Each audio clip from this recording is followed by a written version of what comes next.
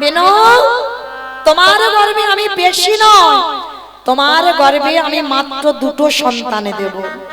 আর এমনই দুটো সন্তানে দেব, শোনো, ওই দুটো সন্তান একটা হবে অরুণ পাখি আর একটা হবে মা গরুর পাখি। একটা হবে সূর্য বাহন আর একটা নারায়ণের বাহন।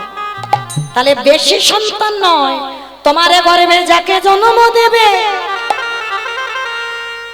ওই ভগবানের নাম শুধু বলবে না, ওই গরুর পাখি কি করবে জানো? আমার ভগবানকে কাঁধে নিয়ে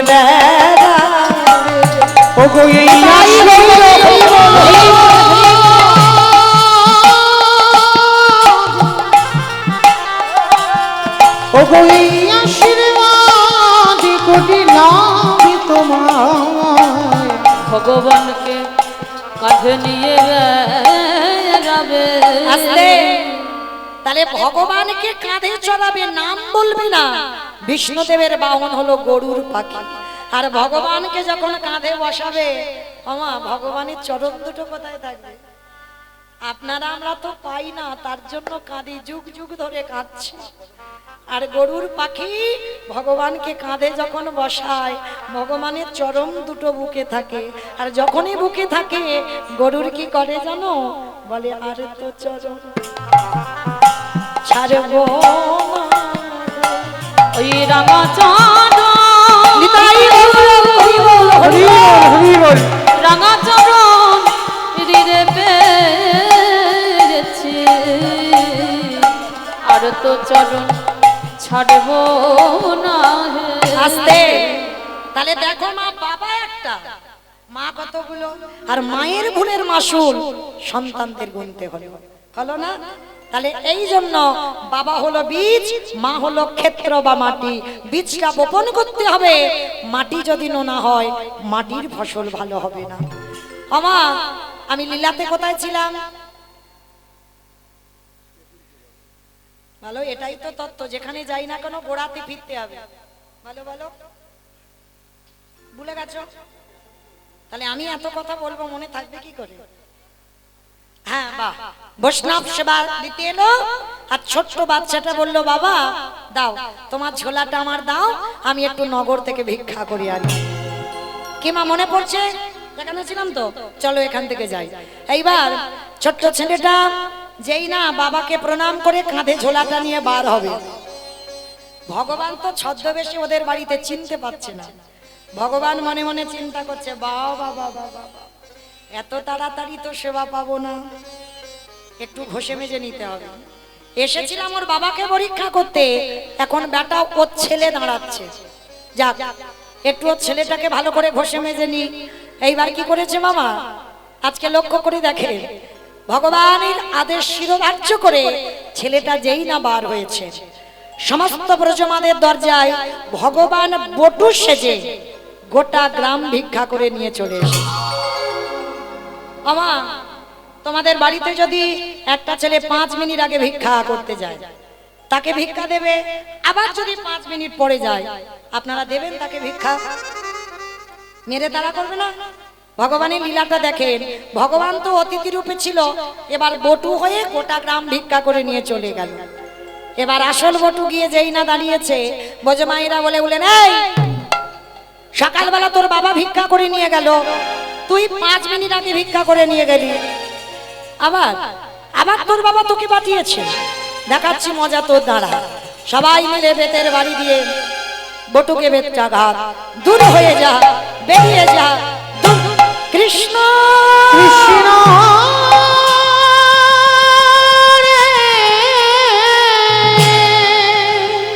এত মারা মেরেছে, ছেলেটার অঙ্গ দিয়ে রক্ত ঝরে ঝরে পড়ছে। বসে বসে কাঁদে আর বলে, শোন কৃষ্ণ, এ জীবনে যদি অতিথি সেবা দিতে না পারি, এ জীবনে রাখবো না, এই জীবন আমি যমুনার জলে ত্যাগ করব। ভগবান ওদেরই বাড়িতে ধ্যানে দেখতে পেয়েছে, এই রে ছেলে যদি ডুবে যায় আমাকে তো কেউ ভগবান বলবে না, না না না, ছেলেটাকে বাঁচাতে হবে। ভগবান একটা পাখির রূপ ধারণ করে কানের কাছে গেছে, এই তোকে মথুরায় যখন কেউ ভিক্ষা দিল না, চলে যা বৃন্দাবন, আর বৃন্দাবন গেলেই চাল ডাল পেয়ে যাবে। ছোট্ট ছেলেটা যেই না ইঙ্গিতটা পেয়েছে, সোজা যমুনা নদী পার হয়ে বৃন্দাবন, আর বৃন্দাবনে গিয়ে চাল ডাল আলু সবজি যা যা দরকার পুটলিতে করে বেঁধে নিয়েছে। আমা যমুনা পার হলেই তো অতিথি সেবা হবে, অত সোজা নয়। ভগবান ভাবলো প্রথম পরীক্ষাটা লোকের কাছে মার খাইয়ে করেছে, দ্বিতীয়বারে পরীক্ষাটা শুরু করব। ভগবান কুর্ম হয়ে জলের তলায় বসে আছে। আমার কুর্ম মানে কি গো? কুমড়ো কুমড়ো কুমির। আচ্ছা, ভগবানের 10টা অবতার, সত্য যুগে 5টা। আমার কচ্ছপ টচ্ছপ কেউ খাও না টাও না তো?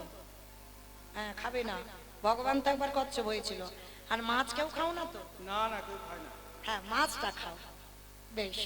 কচ্ছপটা ভগবান হয়েছে ওই জন্য খাই না, আর মাছটা কে হয়েছে? 10 অবতারই তো প্রথম অবতারই মৎস্য। দেখেন খাও খাও, বারণ করছি না, কারণ যখন যার কৃপা হবে ঠিক বাবা ছেড়ে যাবে, কেমন?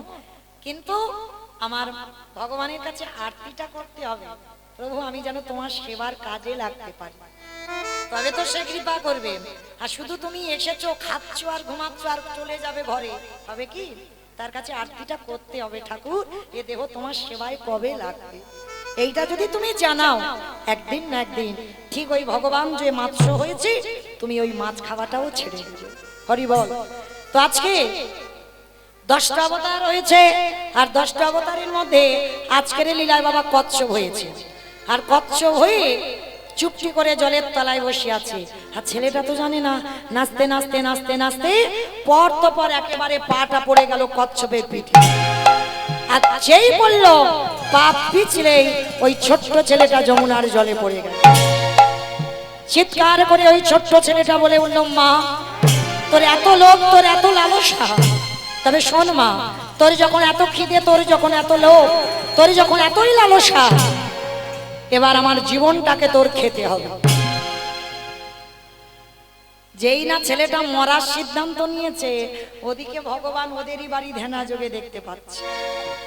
এই রে, ও বেটা যদি মরে যায় আমাকে তো কেউ ভগবান বলবে না, না না না ওকে বাঁচাতে হবে, কিন্তু কি করে বাঁচাবো? চিন্তায় পড়ে গেল। আর চিন্তা করতে করতে কি করেছে জানো, ওরই বাবাকে ডাক দিয়েছে, মনিবা ছেলেটা কখন গেল তুমি খুঁজবে না? বাবা বলছে তাই তো, এত তো দেরি হওয়ার কথা নয়, দাঁড়াও আমি দেখি তো ছেলেটা কোথায় গেছে।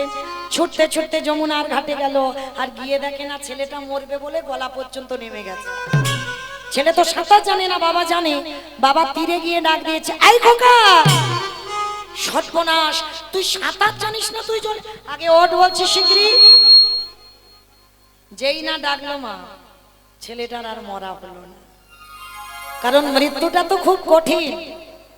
মরি বললে মরা হবে কি মা? মরি বললে মরা হবে? বিষ খেলে হয়ে যাবে। বিষ খেলে নাকি মরে? আমার বিষ খেলে মরে? ঘাস মারা বিষ খেতে হবে। ধ্যাৎ, আমি নিজের চোখে দেখেছি বাবা, ঘাস মারা বিষ খেয়েও বেঁচে আছে। তাহলে বিষ খেলেও বিষ খেলেও মরও হবে না, মরণ হবে না। কেন জানো? এই জগৎ সংসারে বাবা কে যে কিভাবে মরবে এটা কেউ বলতে পারে না। ওই জন্য শাস্ত্র বিধান দিয়েছে, কেউ খেয়ে মরে, কেউ খাইয়ে মরে, কেউ নিয়ে মরে, কেউ দিয়ে মরে, কেউ শুনে মরে, কেউ বলে মরে, কেউ দেখে মরে, কেউ ভালোবেসে মরে। যা যা কথা বলছি একটা কথা আজে বাজে নয়, কোনো বাহ্যিক জগতের কথা নয়, সব গ্রন্থের ভিতরে আছে। কারোর যদি জানা থাকে মা উত্তর দিতে পারবেন, কেমন? ভালো তো খেয়ে মরেছিল কে? খেয়ে মরেছিল বকাসুর। কৃষ্ণকে এমন করে গিলে খেতে গেল, একেবারে বকাসুর হরিবল হয়ে গেল। খাইয়ে মরেছিল কে? পুতনা। বাহ, পুতনা স্তনে বিষ মাখালো, কৃষ্ণকে এমন করে খেলো বাবা, 6 দিনের ছেলে পুতনা বধ হয়ে গেল। তাহলে খেয়ে মরলো, খাইয়ে মরলো। নিয়ে মরেছিল কে? অপশান রামায়ণ। বলে একটু ভাবলে পাবে। রাবণ সীতামাকে নিল, 1 লক্ষ ছেলে আর 1.25 লক্ষ নাতি, বংশে বাতি দেওয়ার মতো কেউ ছিল না। তাহলে খেয়ে মরলো, খাইয়ে মরলো, নিয়ে মরলো, দিয়ে মরেছিল কে? অপশান মহাভারত। কে বাবা? কর্ণ। কর্ণ দিয়ে মরেনি, কবচ কুণ্ডল দিলে বলে কর্ণ বধ হলো, না হলে বধ হতো না। তাহলে খেয়ে মরলো, খাইয়ে মরলো, নিয়ে মরলো, দিয়ে মরলো, শুনে মরেছিল কে? অপশান মহাভারত।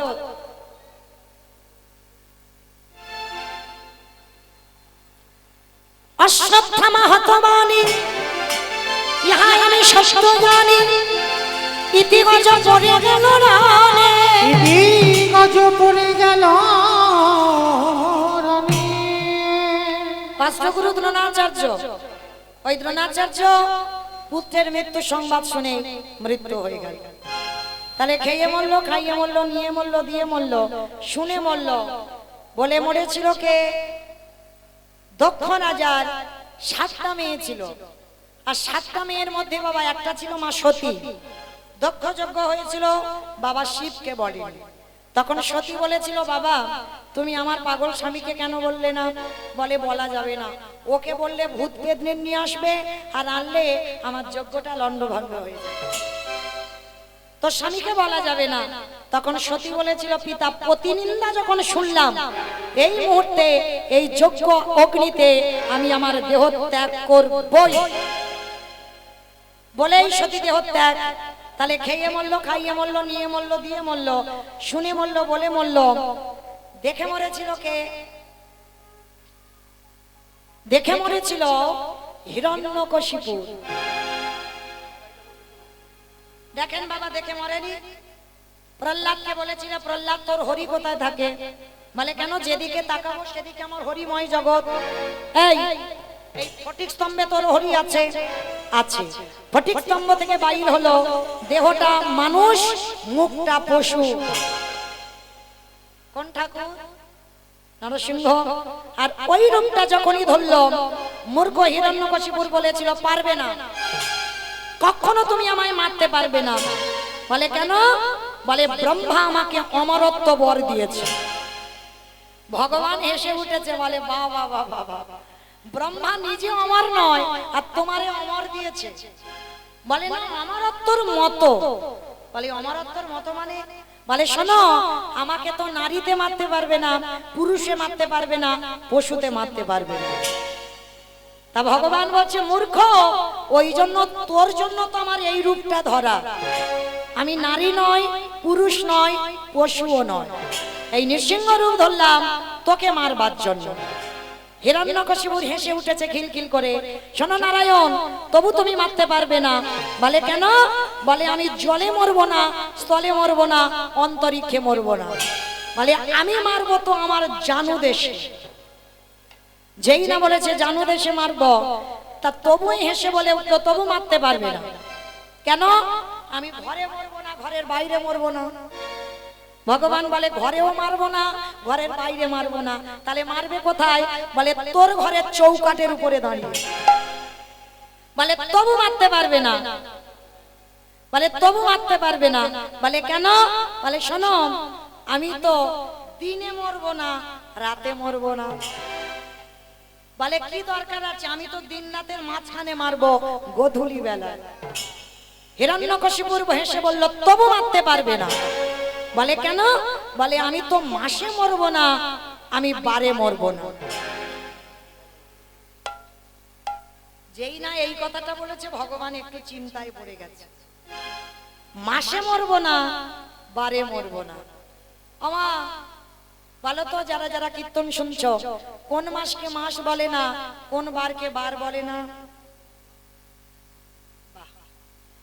মানে আমার কীর্তন শোনে, অন্য কারো শোনে কিনা জানি না, আমার কীর্তন শোনে, ওই জন্য এত তাড়াতাড়ি বলতে পারলো। তাহলে যেটাকে বলে বাবা পুরুষোত্তম মাস, মল মাস, এই মলমাস সৃষ্টি করেছিল হিরণ্যকশিপুরকে মারবার জন্য। মহাজনগতস্য পন্থা, মহাজনেরা বলেছেন মলমাসের কোনো মাসটাকে মাস ধরবে না, মলমাসের যে কটা বার ওই বারকে বার ধরবে না। ওই জন্য ওই মূর্খ হিরণ্যকশিপুরকে মেরেছিল মলমাস।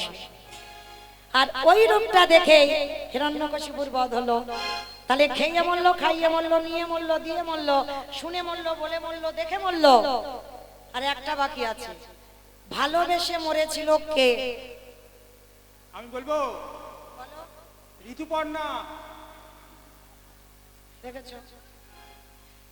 বেশ, কারণ ঋতুপর্ণা এখন মরেনি, আর ওটা তো শাস্ত্রের বাইরে চলে গেল। ভালোবেসে মরেছিল রাজা দশরথ। কাকে ভালোবেসেছিল? রামকে, বউকে। কত নম্বর বউ? বাহ, কারণ দশরথের তো নম্বর বলতে হবে, 750 বউ। তাহলে 750 বউয়ের মধ্যে 3টে ছিল প্রধানা, তাই তো? মা কৌশল্যা, কৈকেয়ী, মা সুমিত্রা। আর সব থেকে এত বউয়ের মধ্যে একটা বউকে বেশি ভালোবেসেছিল, যেটা ভরত জননী কৈকেয়ী মা। আর সেই কৈকেয়ী মা কায়দা করে এত ভালোবাসা দিল দশরথ, কায়দা করে দুটো বর চেয়ে নিল। প্রথমবারই ভরত রাজা হবে, দ্বিতীয়বারে রাম যাবে 14 বছর বনবাস।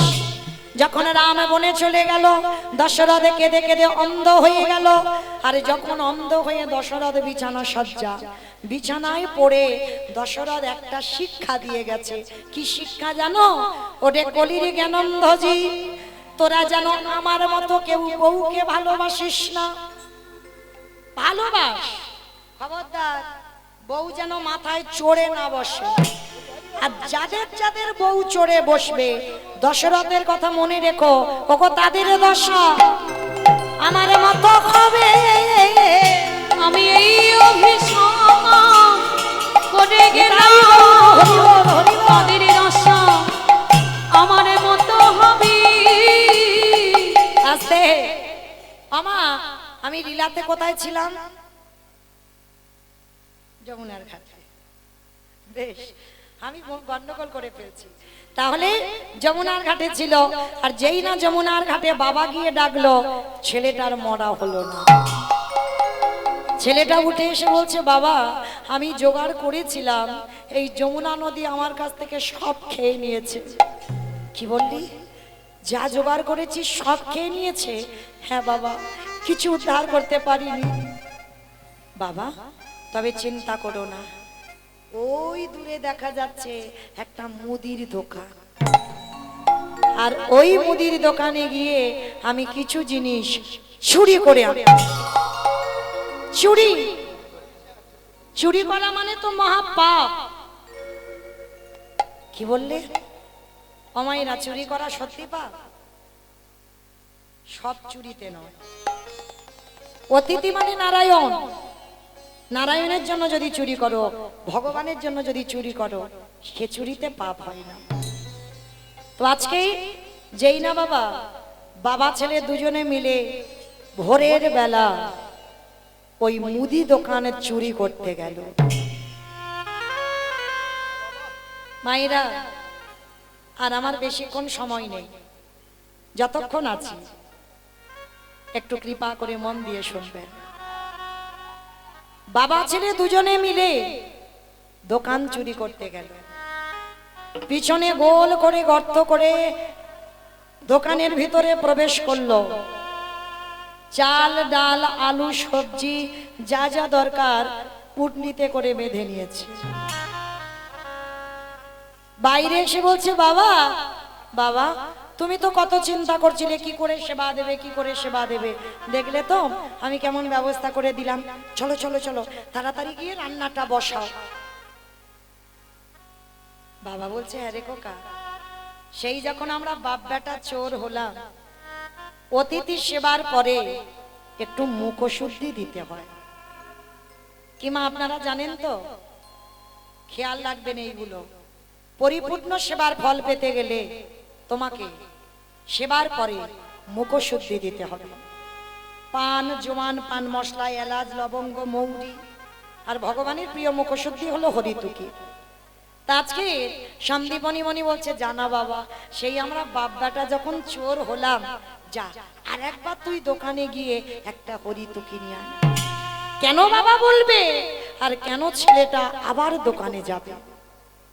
যেই না দোকানে প্রবেশ করলো, ভগবান মনে মনে চিন্তা করলো, বটু, প্রথম পরীক্ষাটা লোকের কাছে তোর মার খাইয়েছি, আমি তোর হয়ে ভিক্ষা করে নিয়ে এসেছি। আমার মনে পড়ছে দ্বিতীয়বারে কচ্ছপ হয়ে চাল ডালটাকে খেয়ে নিয়েছি। এইবার 3 নম্বরের পরীক্ষা, আর এই পরীক্ষায় যদি উত্তীর্ণ হোস তবেই জানবো তুই চিরকালের জয়ী। এইবার লক্ষ্য করে দেখেন বাবা, যেই না ছোট্ট ছেলেটা পানের থালাতে হাত দিয়েছে, সঙ্গে সঙ্গে ভগবান স্বপ্ন দিচ্ছে দোকানদারকে, দোকানদার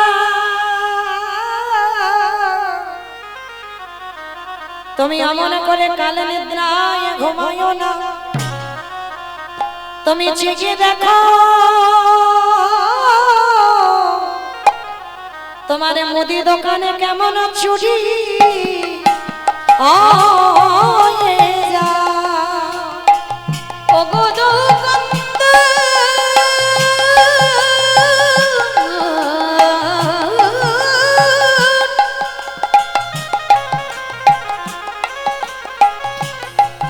একেবারে চেয়ে দেখো